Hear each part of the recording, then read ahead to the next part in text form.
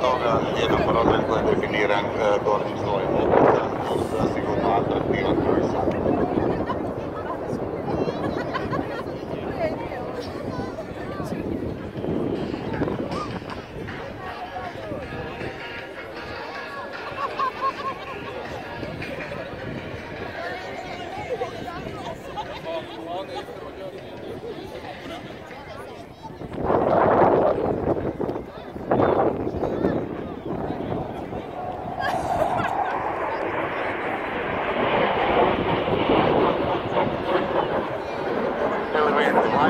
Miga 21, nakon toga opet dolazak u centar zone iznad Gornje